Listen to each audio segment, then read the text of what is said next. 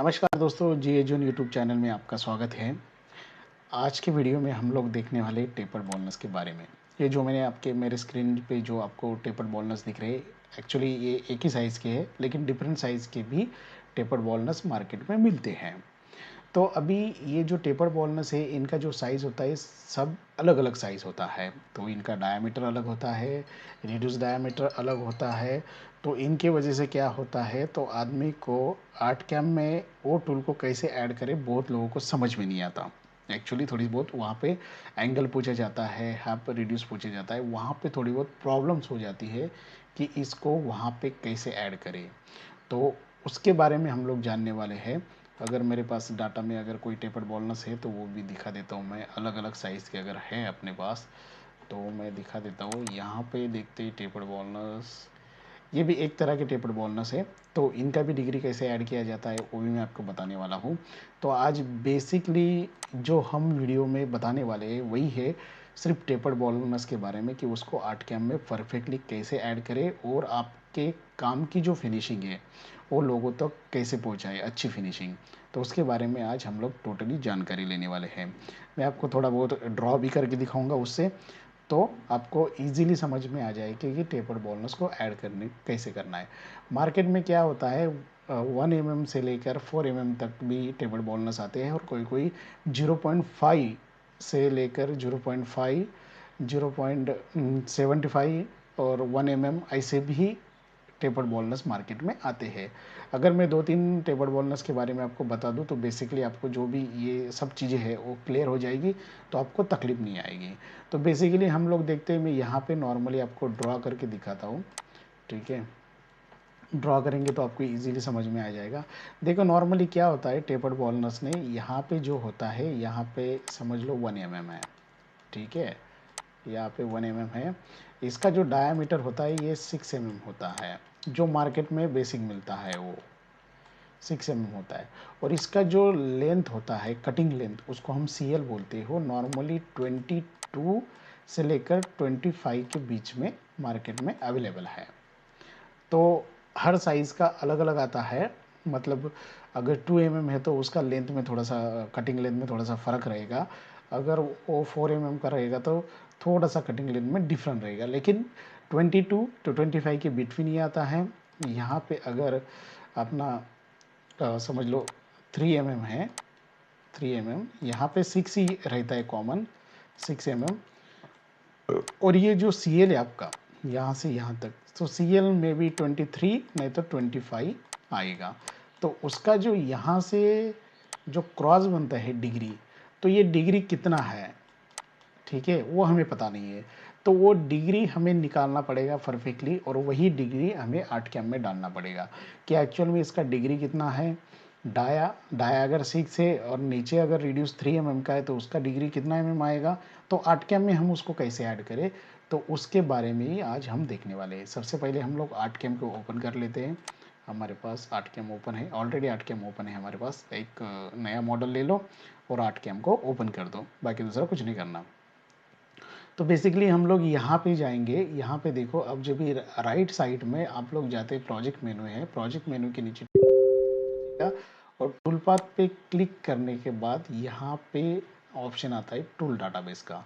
तो tool database के ऊपर हम लोग क्लिक करेंगे। यहाँ पे टूल डाटा कर दिया। टूल डाटाबेस के ऊपर हमने क्लिक करने के बाद जो टूल का विंडो है वो ओपन हो जाएगा। वो टाइम में क्या होता है, मोस्ट ऑफ लोग जो नया आर्ट कैम 2018 इंस्टॉल करते हैं, वो टाइम में ये टूल डाटाबेस उनको विजिबल नहीं होता या दिखता नहीं है। तो उसको फिर से कैसे लाए, ये भी मैं अभी वीडियो में बता देता हूँ आपको।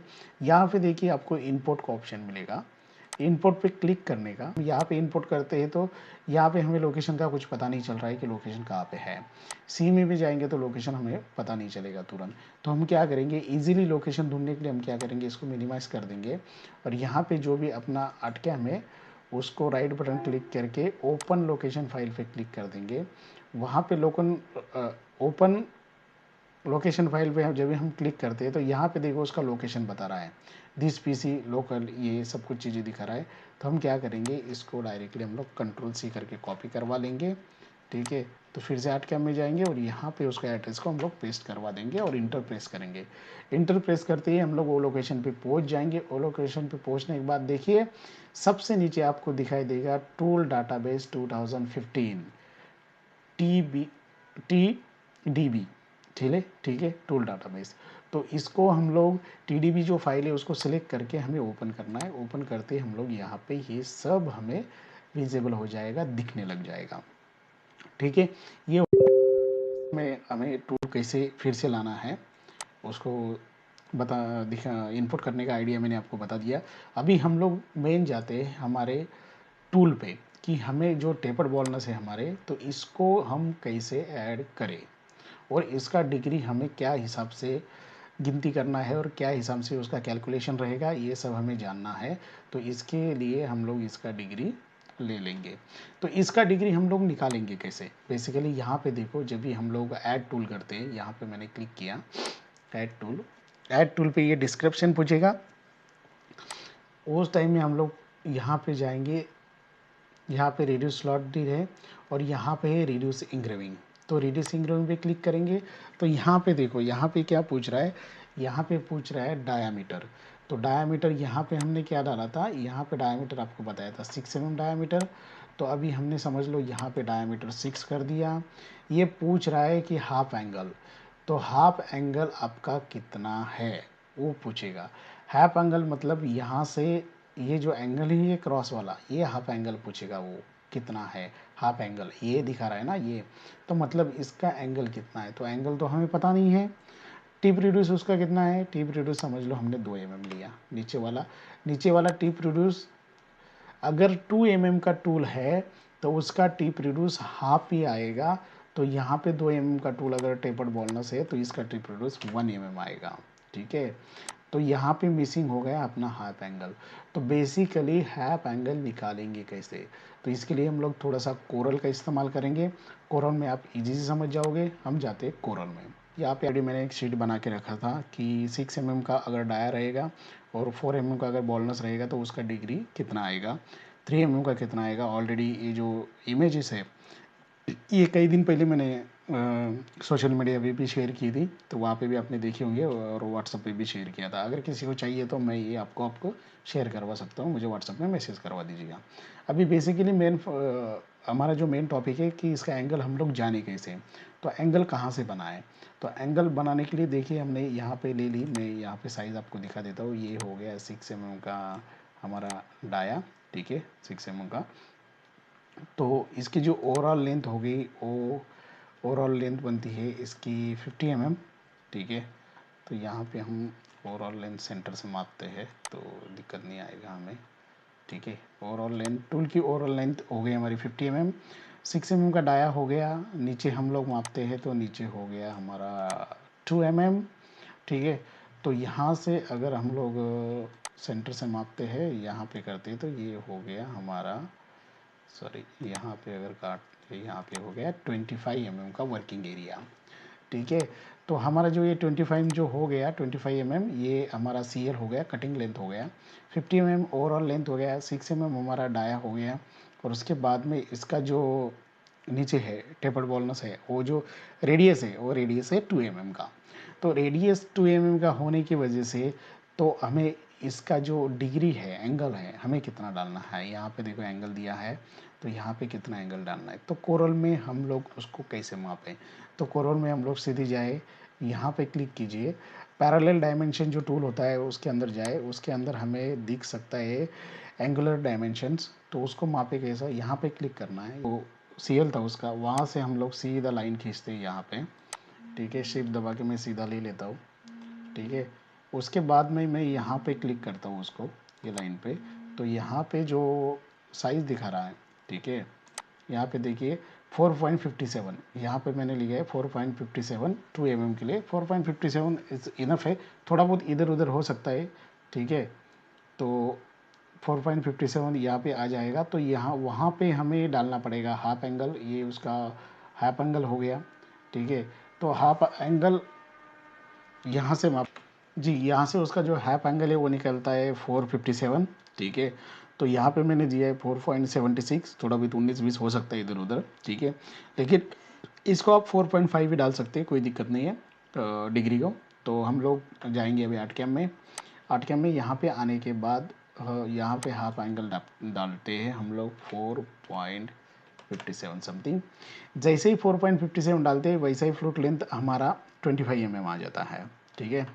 तो हम लोग अगर यहाँ पे कम करते हैं, ठीक है, यहाँ पे अगर हम लोग 76 था, वहाँ पे 76 डालते तो बराबर 25 mm आता है। यहाँ पे कोरोन में देखिए, यहाँ पे 76 डाला हुआ है, 476 2 mm बॉलनेस के लिए। शायद ये मापने में हमसे थोड़ा बहुत गलती हो गया होगा इधर उधर, मे बी इसकी वजह से ज़्यादा दिखा रहा है, कम दिखा रहा है। यहाँ पे होना चाहिए 4.76। तो 4.76 वैसे हम लोग डालते हैं, यहाँ पे 25 mm का फ्लूट लेंथ आ जाता है, मिल जाता है हमें। तो जैसे ही फ्लूट लेंथ उतना CL मिल जाता है, ठीक है, तो हमने यहाँ पे डाल दिया। टिप रिड्यूस हमारा आधा हो गया क्योंकि 2 mm का टूल है। डिस्क्रिप्शन में यहाँ पे डालना है 2 mm टेपर बॉलनेस, ठीक है, टेपर DN कर देता हूँ मैं, ठीक है। 2 mm टेपर बॉलनेस हमने ये सिलेक्ट किया था रिड्यूस द इंग्रेविंग के लिए। टूल नंबर कोई दिक्कत नहीं है, 1 रखेंगे। टूल का जो यूनिट रहेगा mm में रहेगा। टूल रेट जो रहेगा mm पर सेकंड में काम करेंगे। उसके बाद में डायमीटर 6 mm, उसका हाफ एंगल हमें मिल गया 4.76, ठीक है। टिप रिड्यूस हमें मिल गया 1 mm का। इसका स्टेप डाउन हमें अपने ऊपर डालना है कि स्टेप डाउन हमारा 3D कितना रहेगा। नॉर्मली अगर 25 का mm का लेंथ है तो स्टेप डाउन हम लोग 20 mm कर देते हैं। कभी भी याद रखना 3D में स्टेप डाउन कभी वर्क नहीं करता। 3D में जो भी टूल वर्क करेगा वो डायरेक्टली 3D को लग के ही काम करेगा, डायरेक्टली काम करेगा। इसकी वजह से स्टेप डाउन मायने नहीं रखते 3D में, ये बात ध्यान में रखना, ठीक है। उसके बाद में जैसे हम लोग नीचे आते हैं, टूल लेंथ हमने ऑटोमेटिकली आ जाता है वहाँ पे। यहाँ पे स्टेप और होता है। अभी स्टेप और डाले कितना, स्टेप और डालना कितना है। स्टेप और हमेशा हम लोग 10% रखते हैं। तो यहाँ पे 4 mm का टूल 2 mm का टूल है तो इसका 10% हो गया 0.2, इतना हो गया 10%। यहाँ पे परसेंटेज है, यहाँ पे आप mm में भी डाल सकते हैं 0.2 mm, इतना स्टेप और हो गया। अभी स्पिंडल स्पीड का RPM डिपेंड करता है आपके स्पिंडल पे कि आपकी मशीन को कितनी किलोवाट की स्पिंडल लगी है और ये तो उसका RPM कितना होना चाहिए। 24,000 से लेकर 15,000 के बीच में RPM होता है स्पिंडल का। हर मशीन की अलग अलग होती है, स्पिंडल जैसी लगी वैसा RPM होता है। आप नॉर्मली 18,000 डाल सकते हैं या 15,000 डाल सकते हैं। अगर 3.2 किलोवाट के नीचे आता है तो उसको आप 15,000 ही डालना। अगर उसके ऊपर जाता है तो 18,000 बेसिकली हम लोग डाल सकते हैं। तो हम लोग यहाँ पे 15,000 RPM करवा देते हैं। फीड रेट जो होता है, feed rate 3D feed rate mm पर सेकंड के हिसाब से होता है। तो फीड रेट यहाँ पे हम लोग 150 रखेंगे। और जो प्लंज रेट होता है मशीन का, प्लंज रेट मतलब 3D में जो उतरता है टूल, वो जो स्पीड होता है मटेरियल से और स्पिंडल के बीच में जो डिस्टेंस होता है, वहाँ से जब भी टूल नीचे उतरता है तो उसको बोलते हैं फीड रेट, अप डाउन होने की क्षमता। तो उसको हम लोग 100 रखेंगे। बस इतना ऐड करना है, इतना ही करना है और टूल को ओके करवा देना है। टूल को जैसे आप ओके करते हैं तो आपका 2 mm टेपर्ड बोनस यहाँ पे ऐड हो गया। अगर हम उसकी डिटेल्स देखना चाहते हैं तो यहाँ पे पूरी डिटेल्स आपको, हाफ एंगल डिग्री कितना है क्या है सब यहाँ पे डिटेल्स ऑलरेडी सेव हो गई। और इसको पकड़ के हम लोग टेपर्ड बोनस को यूज़ कर सकते हैं। बहुत लोग क्या करते हैं, बहुत लोग गलतियाँ ऐसे करते हैं, उनको टेपर्ड बॉलनेस अगर इस्तेमाल करना है और उनको ये सेटिंग डालना नहीं आता तो बेसिकली वो क्या करते हैं 3D फिनिशिंग में जाते हैं। 3D फिनिशिंग में अगर समझो उनको 3 mm का टेपर्ड बॉलनेस इस्तेमाल करना है तो 3 mm का ये नॉर्मल वाला बॉलनेस इस्तेमाल करके और मशीन में 3 mm का टेपर्ड बॉलनेस लगाते हैं। इसकी वजह से क्या होता है, अपने डिज़ाइन में फ़र्क आता है। डिज़ाइन में जैसे आउटपुट चाहिए वैसे आउटपुट नहीं मिलता। तो कभी भी भाइयों ध्यान रखना, टेपर्ड बॉलनेस हमेशा आर्ट कैम में डिफाइन करके रखो। अगर आपको कोई उसकी ज़रूरत पड़ती है तो उसी तरह का ही आपको टूल पाथ बनाना है। उसी तरह की टूल पाथ बनेगा तो वो बेस्ट रहेगा। इस तरह के मार्केट में बहुत सारे टूल मिलते हैं। 0.25 mm से लेकर आपको 6 mm तक आपको जितने टेपर्ड बॉलनस चाहिए उतने टेपर्ड बॉलनस मिल जाएंगे। अगर 6 mm के ऊपर जाते हैं तो डाया 8 हो जाएगा और नीचे आपका 4 रहेगा, 5 रहेगा, 6 रहेगा। आपको जो चाहिए, जो मार्केट में कस्टमाइज बनवा के मिलता है। बेसिकली आपको अगर समझ लो ये चाहिए आपको 4 mm, ठीक है, ये 4 mm चाहिए तो ये बेसिकली आप 8 बनवा सकते हो मार्केट से, ठीक है।